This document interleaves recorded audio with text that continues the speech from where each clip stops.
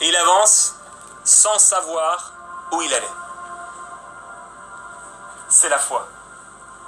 La foi qui ne s'appuie pas sur un raisonnement intellectuel, la foi qui ne s'appuie pas sur un calcul mathématique, la foi qui s'appuie sur la parole de Dieu. Les gens pouvaient demander à Abraham, Sarah pourrait demander, mais où tu vas? Et dire, Dieu m'a juste dit d'avancer. Tout le peuple qui était avec lui, parce qu'il y avait un nombreux peuple avec lui, les serviteurs, etc., pouvaient lui demander, et où on va? Suivre un leader qui ne sait pas où il va. Mais c'était un leader de foi. Il s'appuyait sur la parole de Dieu. Dieu m'a dit d'avancer. Dieu m'a dit de tout quitter et d'avancer. Alors j'avance. Il fallait qu'il avance. Il fallait qu'il ne soit pas retenu. Va-t'en de ton pays, de ta patrie et de la maison de ton père, vers le pays que je te montrerai. Va-t'en de ton pays, de ta patrie et de la maison de ton père, vers le pays que je te montrerai. Il fallait qu'il quitte tout pour pouvoir courir assez vite. Tellement de choses sont mises en place et envoyées dans nos vies pour nous empêcher de courir, pour nous empêcher d'avancer, pour nous empêcher de persévérer, de continuer. Des obstacles, des choses, des esprits qui sont envoyés, des circonstances particulières, bizarres, qui sont mises en place comme si quelqu'un tenait des fils quelque part autour de nous pour nous empêcher de courir, pour nous empêcher d'avancer. Mais Dieu dit qu'il fait de nous, ses serviteurs, des flammes de feu. Je ne sais pas si vous avez déjà vu une flamme de feu, j'imagine que oui. Une flamme de feu, on a l'impression qu'elle danse, l'impression qu'elle court. Elle avance, elle avance, elle avance. Elle est tout le temps en mouvement. Il fait de ses serviteurs des flammes de feu. Il nous dit d'aller quelque part, on ne sait pas exactement où c'est, mais on continue d'avancer. Jésus dit, viens et suis-moi. Les disciples sont là dans leur barque, ils ne sont pas encore disciples. Il y a leur pays, leur patrie, la maison de leur père, tout ça c'est dans la barque. Et Jésus dit quoi? Viens et suis-moi. Venez et suivez-moi. Mais il n'y a aucun contrat. Il n'y a rien, on ne sait pas où. T'es qui? Tu vas où? Qu'est-ce que tu as à me donner? C'est la foi. La foi, c'est cet élément qui plaît à Dieu. C'est cette chose qui vient dépasser nos pensées et qui plaît au cœur de Dieu. Il trouve ça agréable de nous voir avancer et continuer de marcher même si on ne voit rien. Dieu aime particulièrement les gens de foi. Dieu aime particulièrement ceux qui marchent par la foi, parce que parfois on se dit mais moi je ne suis pas un homme de foi, une femme de foi. Peu importe, ce qui est important c'est que tu marches par la foi. En réalité tu l'es, quand tu marches par la foi. Dieu trouve ça agréable. C'est quelque chose qui lui plaît.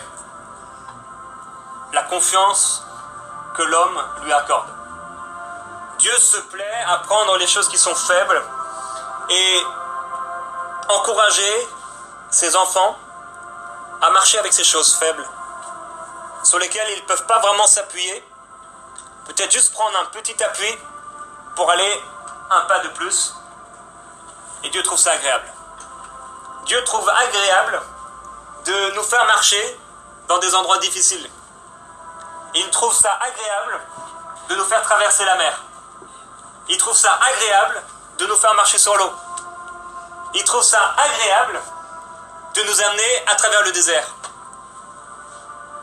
Parce que il aime la foi. Il aime et il apprécie qu'on lui fasse confiance. Il veut qu'on lui fasse confiance. Il veut qu'on avance parce qu'il fait de nous des flammes de feu. L'Éternel me répondit, s'il dit que on doit s'approcher de lui, il nous fait la promesse qu'il s'approchera de nous. Aucun Dieu n'est comme lui, qui qui va s'approcher de ceux qui s'approchent de lui. Il dit, tous ces dieux sont des faux dieux. Ils ont des pieds, mais ils ne peuvent marcher.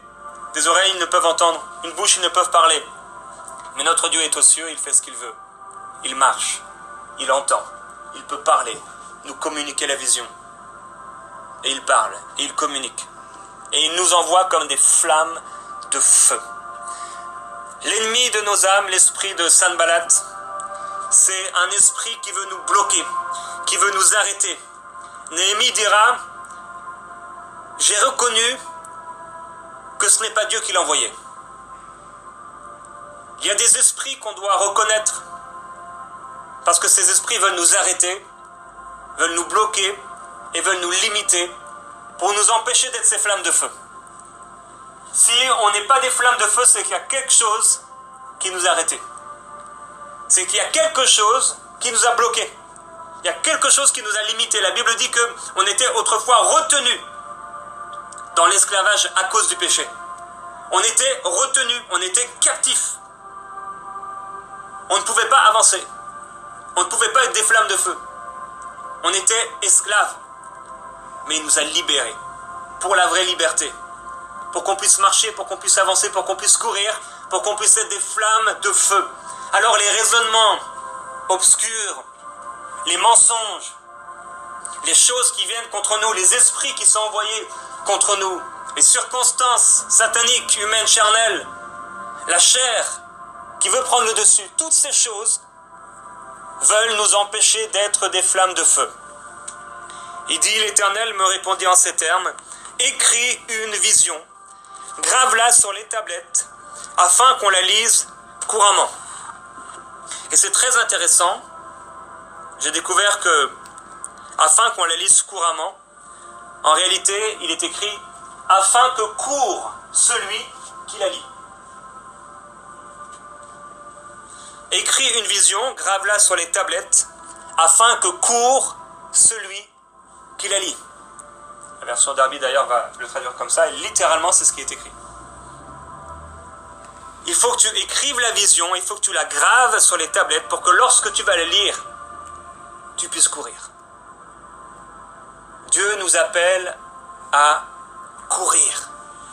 Dieu nous appelle à faire une course. Dieu nous appelle à nous empresser. Dieu nous appelle à nous élancer.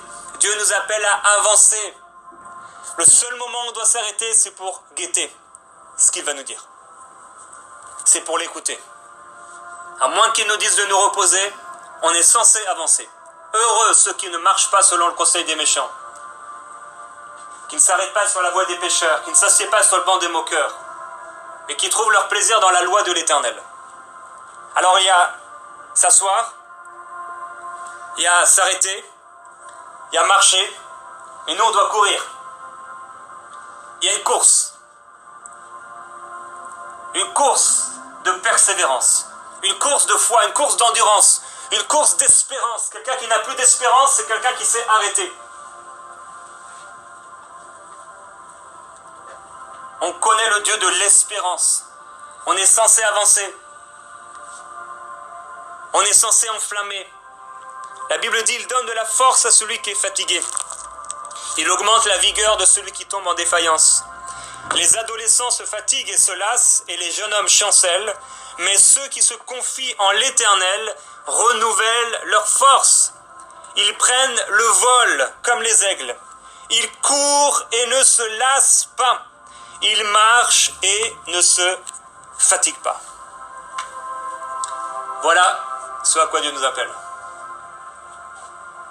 À marcher sans se fatiguer. À marcher sans se lasser. À courir sans être fatigué. L'apôtre Paul dit, je combats avec la force qui agit puissamment en moi, dans mon être intérieur. C'est cette force en nous, c'est cette capacité divine et surnaturelle que nous allons être rechargés, que nous avons à l'intérieur de nous et qui va se recharger lorsque nous guettons.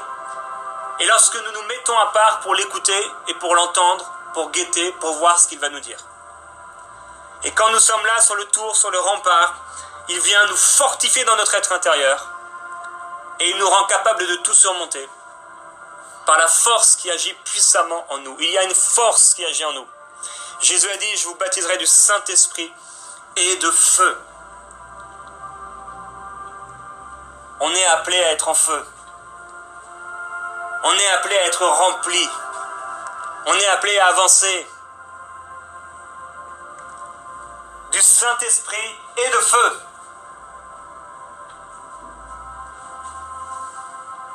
Écris la vision, grave-la sur les tablettes, afin que court celui qui la lit. En 2021, il faut qu'on court. En 2021, tu dois te rappeler ce que Dieu t'a dit et courir avec ça.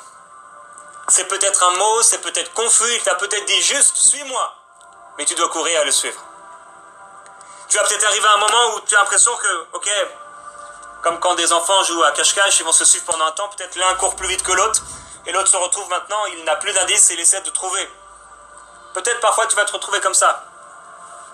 C'est peut-être le moment de guetter à nouveau, d'observer à nouveau, qu'est-ce que Dieu va dire. Peut-être une étape supplémentaire. Peut-être la mer est fermée. Tu es dans la barque, Jésus te dit de venir. Tu vois le désert devant toi, l'Égypte derrière toi. Tu te retrouves entre deux. C'est le moment d'être sur le rempart. C'est le moment de guetter. C'est le moment d'écouter et de guetter. Qu'est-ce qu'il va me dire? Et c'est là qu'il va dire, écris la vision. Aujourd'hui, j'ai une grande pensée pour tous les enfants qui sont actuellement enfermés, prisonniers, dans des centres, dans des familles, retenus en otage par des juges iniques.